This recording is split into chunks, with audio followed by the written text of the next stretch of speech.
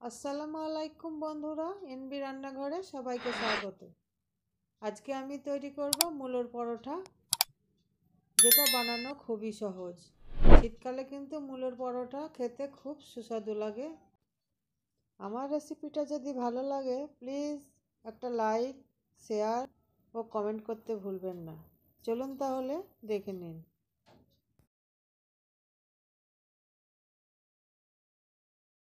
দুটো মূলো নিয়েছি। মূলোটা ভালো করে ধুয়ে গ্রেট করে নেব। দেখুন, মূলোটা গ্রেট করে নিয়েছি। গ্রেট করা মূলো থেকে হাতে করে চিপে চিপে পানিটা বার করে নেব। এই পানি দিয়ে আটাও মাখতে পারেন। গ্যাসে একটা কড়াই বসিয়ে দিয়েছি। কড়াই গরম হয়ে গেছে, দিয়ে দেব অল্প একটু তেল। তেলটা গরম হয়ে গেছে, গরম তেলে দিয়ে দেব গোটা জিরে। জিরেটা একটু ভাজা ভাজা হয়ে এলে দিয়ে দেব আদা ও কাঁচা লঙ্কা বাটা। এখানে আছে হলুদ গুঁড়ো, লঙ্কা গুঁড়ো আর ভাজা মশলা। ভাজা মশলার মধ্যে আছে জিরে ও ধনে ভেজে গুঁড়ো করা, আর কাঁচা লঙ্কা দেওয়া হয়েছে আগে, তাই শুকনো লঙ্কাটা একটু বুঝে দেবেন। এরপর দিয়ে দিলাম গ্রেট করা মূলোটা। মূলোটা ভালো করে মশলার সাথে মিশিয়ে নেব। দেখুন, ভালো করে মিশিয়ে নিয়েছি। এই সময় দিয়ে দেব স্বাদমতো লবণ। লবণ দিয়ে নাড়াচাড়া করে কিছুক্ষণ রান্না করে নিতে হবে। দেখুন, আমার পুরটা রেডি হয়ে গেছে। এবার নামিয়ে নেব। সবশেষে ধনেপাতা দিয়ে নামিয়ে নেবেন। আমার কাছে ধনেপাতা ছিল না। পরোটা ডোয়ের জন্য হাফ কাপ ময়দা, হাফ কাপ আটা, সামান্য লবণ ও 2 টিস্পুন সাদা তেল দিয়ে ভালো করে শুকনো উপকরণগুলো মাখিয়ে নেব। মুঠো বেঁধে দেখবেন, যদি এইভাবে মুঠো তৈরি হয় তাহলে বুঝবেন ময়ানটা ভালো হয়েছে। এখানে আমি নর্মাল পানি নিয়েছি, অল্প অল্প পানি দিয়ে আটাটা মেখে নেব। দেখুন, আমার আটাটা মেখে নেওয়া হয়ে গেছে। এরকম ঢাকা দিয়ে 10 মিনিট রেখে দেব।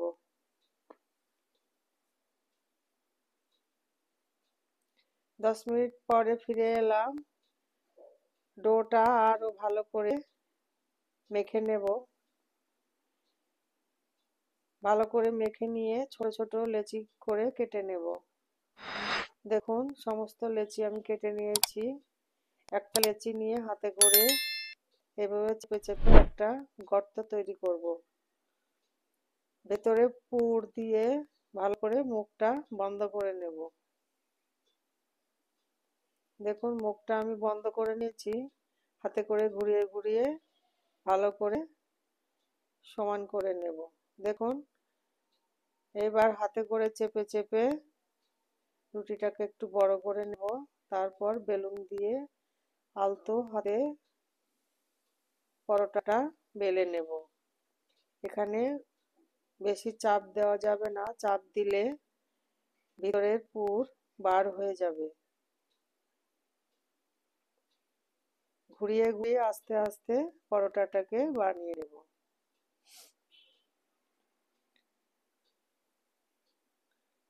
দেখুন, পরোটাটা আমার বানানো হয়ে গেল। একইভাবে আরো একটা পরোটা আমি বানিয়ে নেব। দেখুন, এই পরোটাটাও আমার বানিয়ে নেওয়া হয়ে গেছে।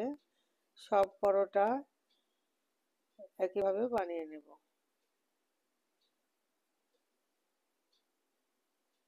দেখুন, পরোটাগুলো আমার সব বানিয়ে নিয়েছি। এদিকে একটা তাওয়া গরম করে একটা পরোটা দিয়ে এক পিঠ সেঁকে নিয়েছি।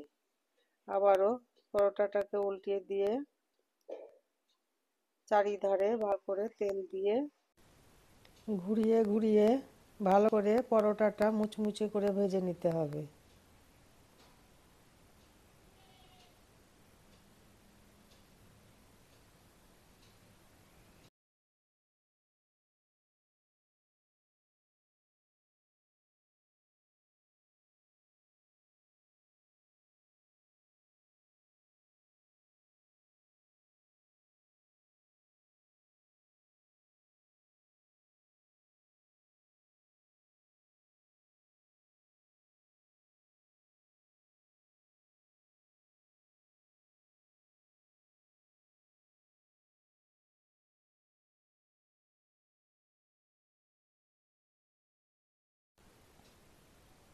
পরোটা ভাজা হয়ে গেছে, তুলে নেব। একইভাবে বাকি পরোটাগুলো ভেজে নেব।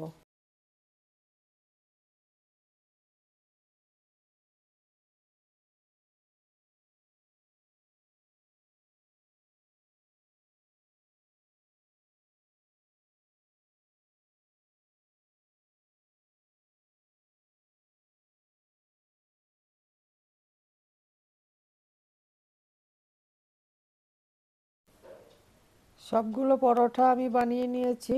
দেখুন পরোটাগুলো কত সুন্দর ও ক্রিস্পি লাগছে, আপনারা দেখলেই বুঝতে পারছেন নিশ্চয়ই।